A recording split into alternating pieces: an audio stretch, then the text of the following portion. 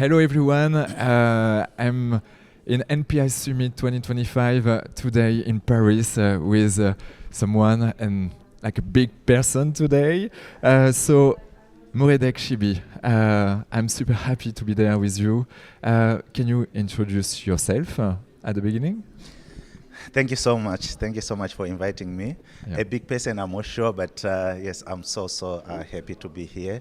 And thank you so much, viewers. This is not my first time being in this place. Actually, this is where I was 16 years ago when I was doing my postdoctoral with CNRIS. So my name is Moredreck Chibi. I'm actually in charge of public health innovation at WHO in the European region. Okay, so we are in Paris, NPIS Summit 2025. Why are you there today? That's a very, very interesting question because as I told you that I'm a champion for innovation. I want to see innovation really being applied for public health impact. And in most cases, we normally tend to think of innovation as a drug, as a therapeutic, but we sort of undercut the importance of non-pharmacological interventions as an innovation in itself. So I'm here also to discuss how the NPI community can join the bandwagon of WHO in trying to promote public health innovation. Okay, and what's the innovation for you, and especially with the NPIs? What's this word for you? Yes. So when we are talking of innovation, our definition is, like I said, is not only limited to technology, but we are also looking at organizational processes as well as social community engagement models that facilitate access to health care for all communities where equity gap is going to be closed down. Okay, and what's your mission exactly today? I come back with this question because that's really important that the people can see us, watch us, Right. can understand more. Yeah. So the mission is clear. We are seeing two worlds, especially in WHO European region, where there is increasing public health challenges. We're talking of rising NCDs, the impact of climate change on health is just unbearable. As we are talking right now, European region is the fastest warming region in the world. Yeah. When we're talking of MR as well, so there are so many public health challenges, and also exacerbated by some of the geopolitical tensions that we are seeing. But on the other hand, we see a proliferation of innovation, and the European region is actually the hotbed of innovation institutions that are churning some of these innovations every day. I gave an example when I was doing my keynote address to say, just last year, 15,700 patents were filed in the European region, European Union, not in the European region. Okay. In the European Union only, meaning that translating to 30 minutes per every one patent. Wow. So the ministries of health are inundated, overwhelmed with some of these interventions because they don't know how to appropriately harness some of these innovations for public health impact.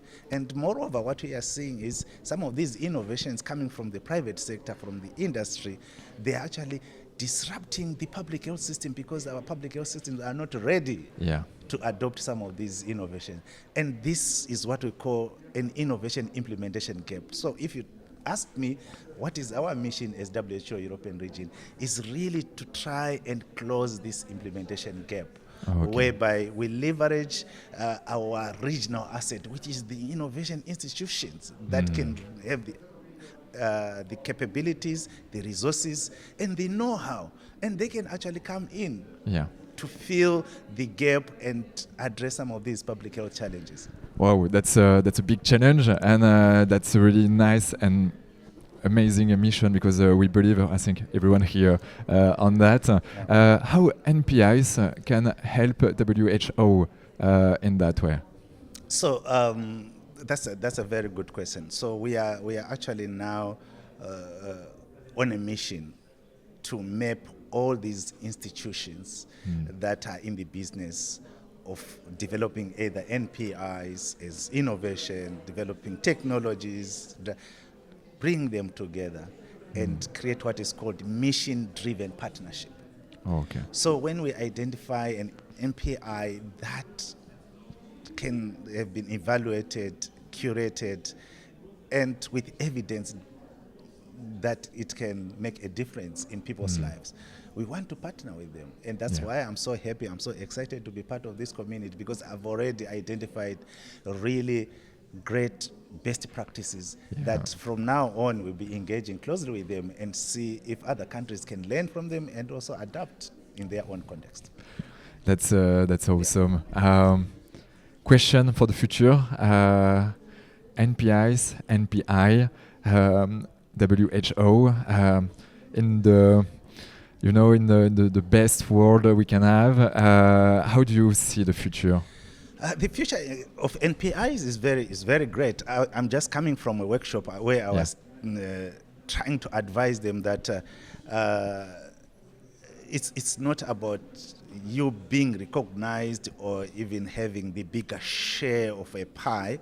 The world is moving towards that direction anyway, because everyone has information. They want more in terms of health demand. They want more services. So a doctor is no longer just a doctor-patient transactional approach. It's now a doctor walking down the path with a patient. So NPI are intrinsically and systemically part of that process.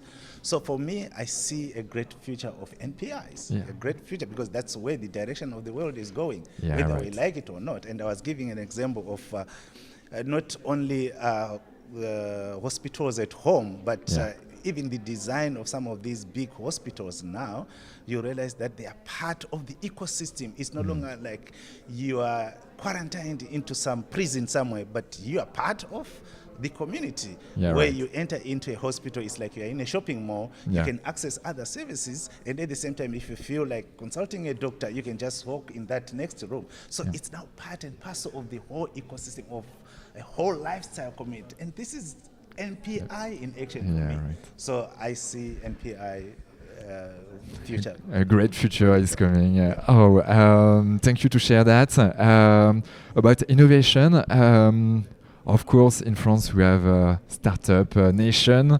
What do you think about that? And these small companies, but with a big potential, especially with the technology.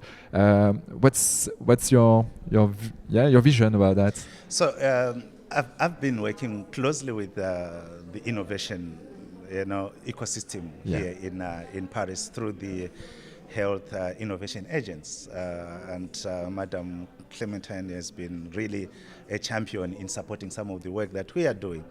And one thing that I've always tried to advise the entrepreneurs is I know from my business studies time, where you are encouraged to sort of carve your own market niche, blue ocean strategy and all that.